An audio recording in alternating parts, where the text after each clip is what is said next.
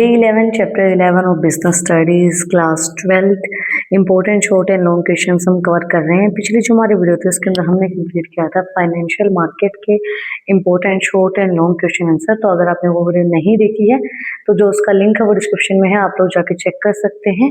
आज हम कवर करेंगे जो भी हमारे शॉर्ट क्वेश्चन पूछे जाते हैं मार्केटिंग मैनेजमेंट से रिलेटेड चैप्टर 11।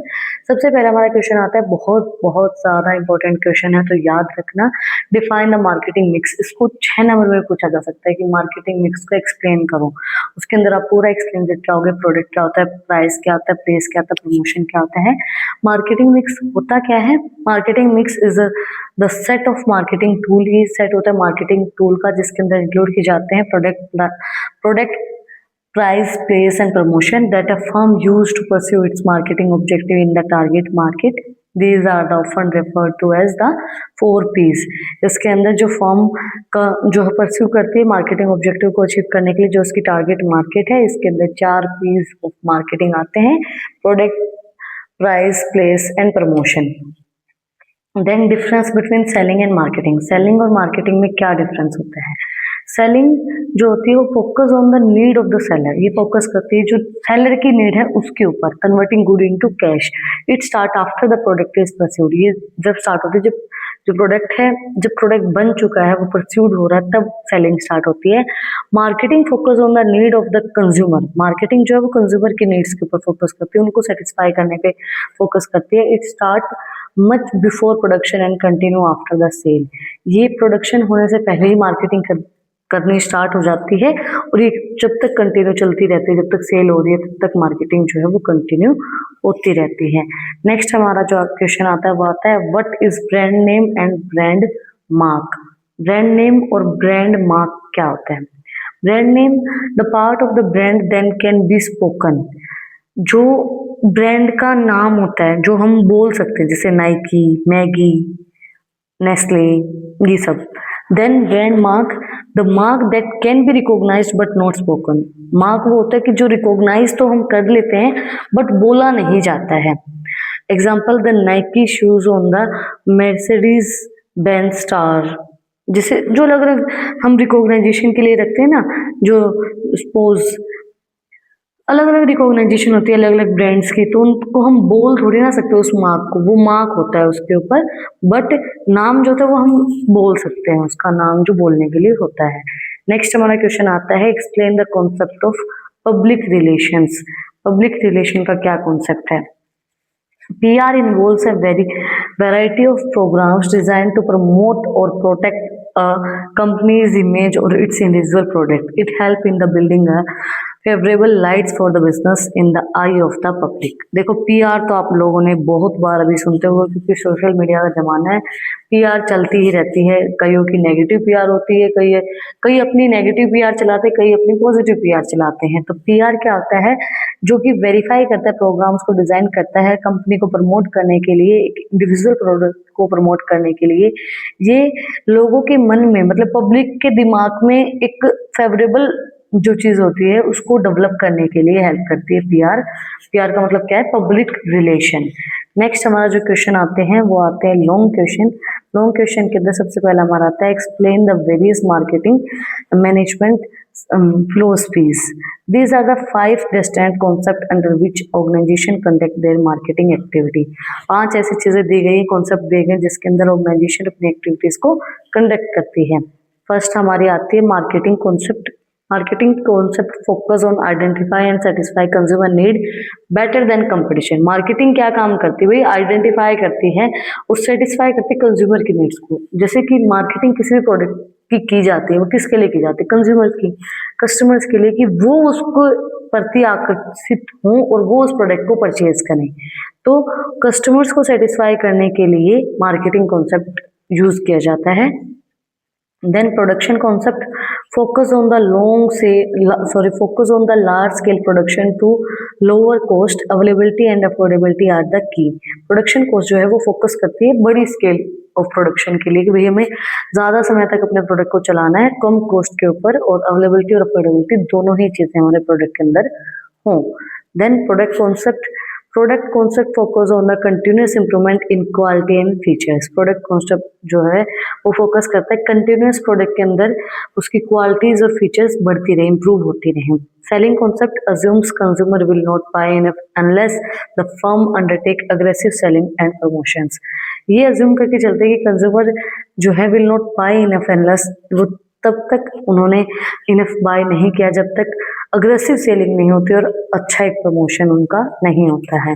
नेक्स्ट हमारा जो आता है वो आता है sociality marketing concept. Expansion of the marketing concept it includes the wellbeing of the society and the environment along customer satisfaction. इसके अंदर मार्केटिंग कॉन्सेप्ट के अंदर आता है कि भाई सोसाइटी की वेलबींग क्या है, सोसाइटी को हार्म तो नहीं हो रहा है, कंज्यूमर सेटिस्फाई हो रहे नहीं हो रहे, कस्टमर सेटिस्फेक्शन और इन्वायरमेंट को कोई हार्म तो नहीं हो रहा है, उस चीज के ऊपर फोकस करना। नेक्स्ट हमारा क्वेश्चन आता है discuss the element of promotion mix. Promotion mix के एलिमेंट्स जो है वो हमें डिस्कस करने, इंपॉर्टेंट टॉपिक है, इंपॉर्टेंट क्वेश्चन है, याद रखना। Promotion mix refers to the combination of promotional tool used by the organisation. Promotion mix जो है वो बहुत से प्रमोशनल टूल्स को कंबाइन करता है। देखो प्रमोशन हम किस तरीके से करते हैं, सबसे पहला हमारा टूल आता है advertisement, advertising and in personal paid form the communication, TV ads, billboards, मतलब एक एडवर्टाइजमेंट करवाई जाए किसी प्रोडक्ट की।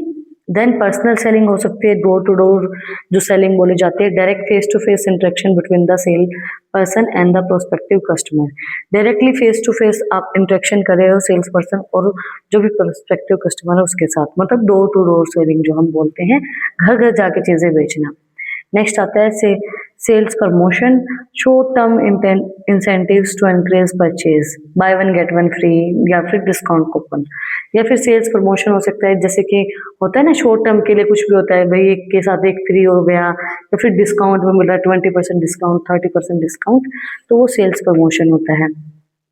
नेक्स्ट आता है पब्लिसिटी, पीआर जिसको बोला जाता है, नॉन पेड कम्युनिकेशन होती है, ये क्रिएट करती है पॉजिटिव इमेज ब्रांड के प्रति। आजकल तो नेगेटिव पीआर भी चलाई जाती है, बट दोनों ही चीजें सेम तरीके से काम करती हैं। नेक्स्ट हमारा जो आता है वो आता है what are the factor affecting the price of a product. Price of a product को कौन कौन से फैक्टर अफेक्ट करते हैं, बहुत बहुत ज्यादा इंपॉर्टेंट क्वेश्चन है। मैं ये कहूंगी कि डेफिनेटली याद करके जाना इस क्वेश्चन को, ठीक है। Pricing is a sensitive decision, की फैक्टर्स इंक्लूड्स। प्राइसिंग एक सेंसिटिव डिसीजन होता है तो कुछ फैक्टर्स जो हमारे इंक्लूड किए जाते हैं। सबसे पहला आता है हमारा प्रोडक्ट की cost, this set the maximum floor price below which the firm can not survive. ये प्रोडक्ट की जो कॉस्ट होती है, जो एक्चुअल कॉस्ट जो लागत उसकी आई है, वो एक मिनिमम फ्लोर प्राइस सेट कर देता है कि भाई इससे नीचे तो जाना ही नहीं है, अगर इससे नीचे जाएगा तो फर्म जो है वो सर्वाइव जो है नहीं कर पाएगी। उसके बाद आता है हमारा utility and demand, higher utility और inelastic demand allow for higher price.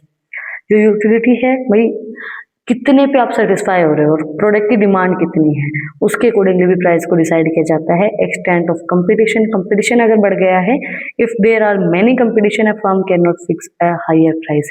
अगर बहुत ज्यादा कंपटीशन में लोग हैं तो एक फर्म जो है वो हायर प्राइस को फिक्स करके नहीं रख सकती है, क्योंकि कंपटीशन बहुत ज्यादा है, लोग कंपटीशन में आ रहे हैं, प्राइस गिरा के आ रहे हैं, तो आप उसको फिक्स करके नहीं रख सकते हो। Government and legal regulation, the government can intervene to regulate price of essential commodity। जो essential commodity है उसके लिए गवर्नमेंट भी इंटरवेंस कर सकती है कि भाई इसका प्राइस इतना नहीं हो सकता, आप ज्यादा ले रहे हो। अगर कोई कमोडिटी ऐसी है जरूरी है उसका प्राइस ज्यादा लिया जा रहा है, ज्यादा चार्ज किया जा रहा है, तो marketing method used, factors like distribution, quality, advertisement and packaging also influence the final price. जो फैक्टर्स हमारे जैसे डिस्ट्रीब्यूशन किस तरीके से होगा, कहाँ प्रोडक्ट जाना है, कहाँ आना है, एडवर्टाइजमेंट किस तरीके से हो रहा है, पैकेजिंग किस तरीके की है, वो भी फाइनल प्राइस को अफेक्ट करते हैं।